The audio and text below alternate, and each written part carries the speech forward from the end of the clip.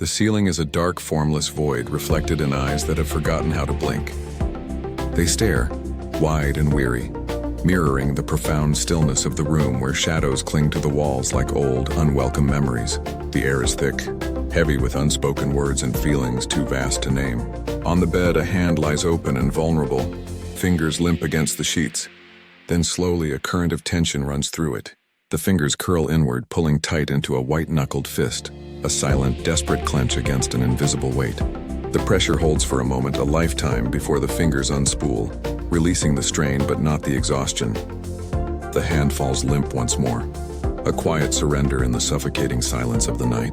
The figure is a mere silhouette against the window, a dark shape etched against the city's muted glow. Outside, the world is a watercolor painting left out in the rain, the lights of distant buildings bleeding into one another. A single drop of rain begins a slow, meandering journey down the glass pane, a perfect liquid echo of the solitary tear that traces a path down a cheek, unwiped and unacknowledged. The slick surface of the window becomes a fractured screen for the past. Reflections appear, distorted and slow like fragments of a dream you can't quite shake. A door clicks shut, its finality echoing in the quiet room. A hand waves dismissively, a casual gesture that severed a lifeline. A back turns, walking away, growing smaller until it's just another shadow in a city full of them. Each memory is a phantom touch, a fresh layer of frost on the cold glass. Now walking, the only source of light is a single streetlight, buzzing and flickering as if struggling to stay alive. It casts a lonely circle of illumination on the wet pavement, a temporary sanctuary in the vast darkness. With each step, his reflection in a puddle below shatters and reforms, a rippling, broken version of himself that can't hold its shape. Ghostly figures drift past, their faces blurred, their presence felt but not seen. They are phantoms in the periphery, their indifference a tangible force deepening the chasm of his isolation. He is an island in a river of ghosts, unseen and unheard. The sound of his own footsteps the only proof that he is still moving, still there. The cold, unforgiving surface of concrete stairs offers a place to rest or perhaps to collapse. He slumps down, his body folding in on itself as if trying to disappear. His head sinks into his hands, the posture of a man surrendering to a battle fought entirely within. The knuckles of his hands are bone white, pressed hard against his temples as if to physically contain the storm raging inside. It's a futile effort.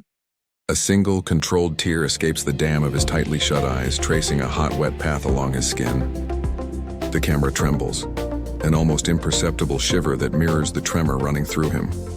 The quiet, violent struggle of a soul trying to hold itself together against overwhelming odds. Slowly, imperceptibly at first, the inky, deep blue of the night sky begins to soften. A delicate purple hue bleeds into the darkness from the horizon, heralding a dawn that feels both impossible and inevitable.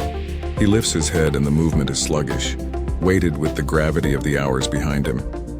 He draws in a long, slow breath, and the cold morning air materializes as a soft plume of vapor, a visible manifestation of the life still within him. It's a conscious, deliberate act, the first breath of a new day.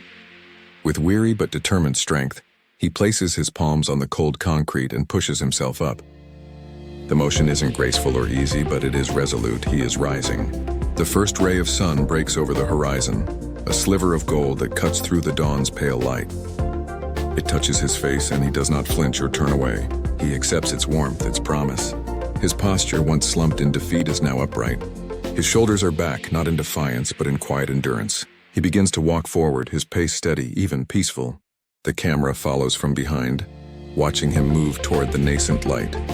A solitary figure no longer defined by the darkness he is leaving behind. The final shot is a calm, steady close-up of his eyes.